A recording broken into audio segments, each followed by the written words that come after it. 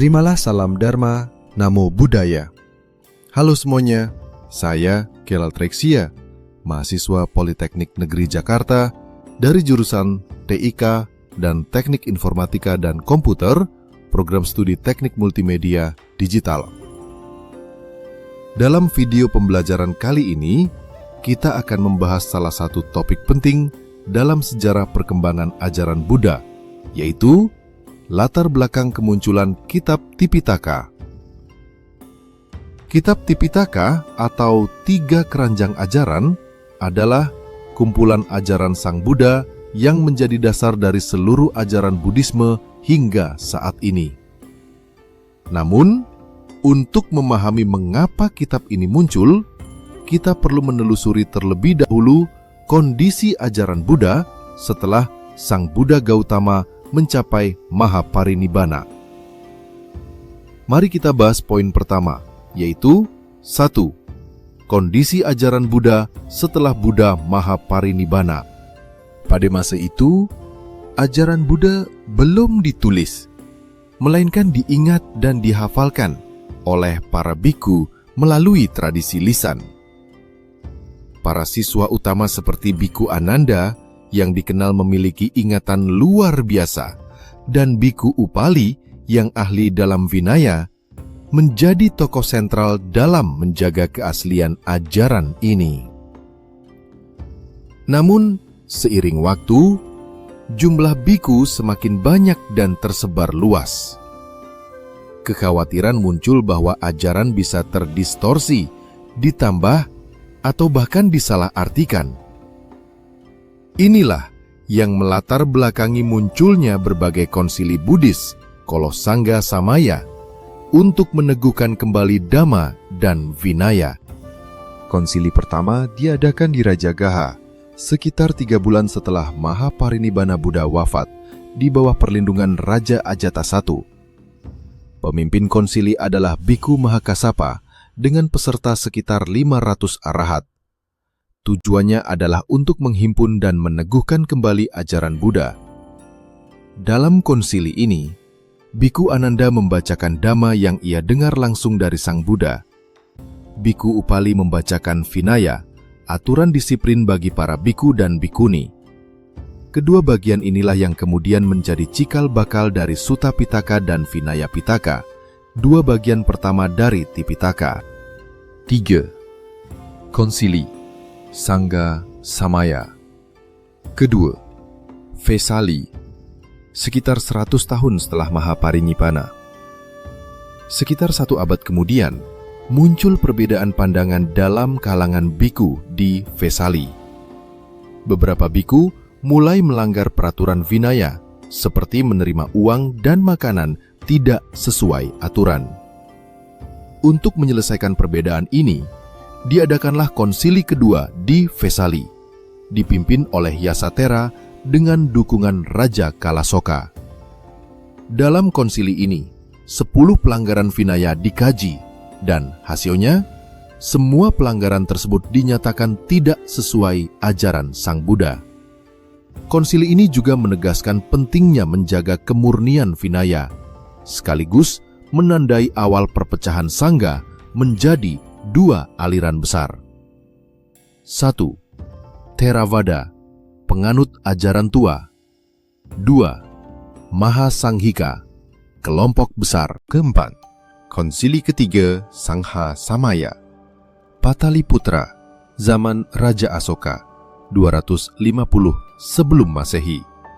Konsili ketiga diadakan di Pataliputra, dipimpin oleh Moggaliputta Tisatera, di bawah perlindungan Raja Asoka, raja besar yang menjadi pelindung Dhamma. Pada masa ini, banyak ajaran palsu dan pandangan sesat mulai menyusup ke dalam Sangha. Tujuan utama konsili ini adalah menyaring kembali ajaran murni dari ajaran palsu. Hasil dari konsili ketiga, penyusunan dan pengesahan ketiga bagian Tipitaka. 1. Vinaya Pitaka, tentang peraturan Sangha. 2. Sutta Pitaka, kumpulan khotbah Sang Buddha. 3. Abhidhamma Pitaka, analisis mendalam tentang ajaran dan batin. Konsili ini juga melahirkan misi besar penyebaran Dhamma keluar India, termasuk ke Sri Lanka, yang kemudian menjadi pusat pelestarian Tipitaka Pali. 5. Konsili Sangga Samaya. Yang keempat, Sri Lanka, sekitar 1 SM. Ratusan tahun kemudian, ajaran Buddha di Sri Lanka menghadapi tantangan besar. Perang saudara, bencana alam, dan kematian banyak biku yang hafal Tipitaka. Untuk mencegah hilangnya ajaran, Raja Vatagamani Abhaya memprakarsai konsili keempat di Aloka Vihara, Sri Lanka. Disinilah untuk pertama kalinya ajaran Buddha yang sebelumnya hanya dihafalkan mulai ditulis di atas daun lontar, Olalif manuscripts, dalam bahasa Pali. Inilah yang menjadi awal mula bentuk tertulis dari Tipitaka Pali yang kita kenal sekarang. 6. Konsili Sangha Samaya. Kelima, Mandalay, Myanmar, 1871 M. Konsili kelima diselenggarakan di Mandalay, Myanmar, di bawah perlindungan Raja Mindon. Tujuannya adalah untuk menyetandarkan kembali isi Tipitaka Pali dan memahatkan seluruh isi kitab ke dalam 729 lempengan batu marmer agar tidak hilang oleh waktu. Hasilnya menjadi warisan monumental yang hingga kini dapat dilihat di Kutodao Pagoda dan dikenal sebagai kitab Tipitaka terbesar di dunia. 7. Kondisi yang melatar belakangi penulisan Tipitaka. Penulisan Tipitaka dilatar belakangi oleh berbagai kondisi penting. Hilangnya banyak biku penghafal Dhamma karena peperangan dan wabah. Kekhawatiran akan punahnya ajaran lisan. Keinginan untuk menjaga kemurnian ajaran dari penyimpangan.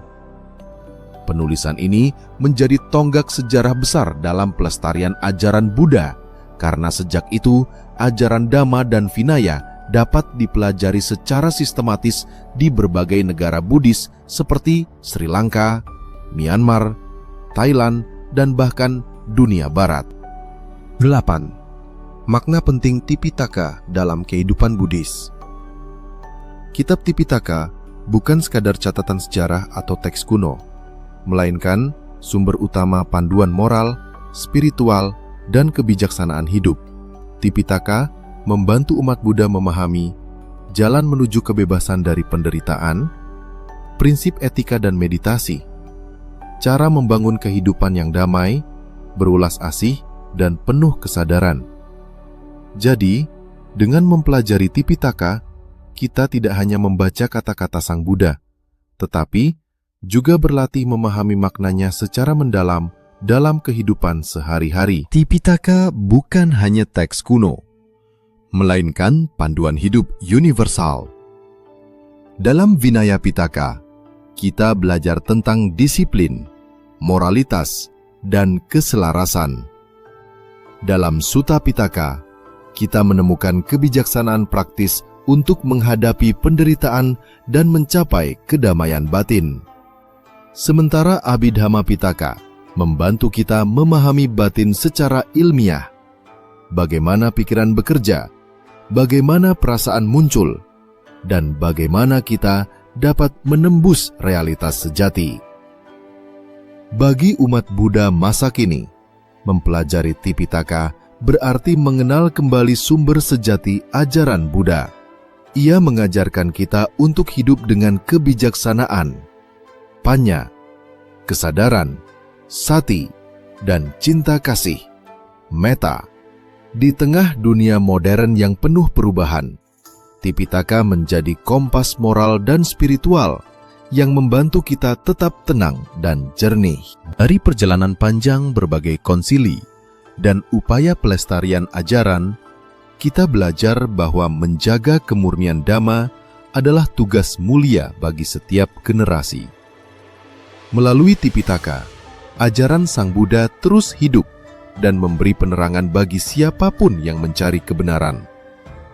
Semoga dengan mempelajari sejarah kemunculan Tipitaka, kita semakin menghargai kebijaksanaan para pendahulu dan terdorong untuk melanjutkan praktik Dhamma dalam kehidupan kita sehari-hari. Demikian video yang telah saya sampaikan, kurang lebihnya mohon maaf. Sabbe sata bhavantu sukhitata. Semoga semua makhluk berbahagia.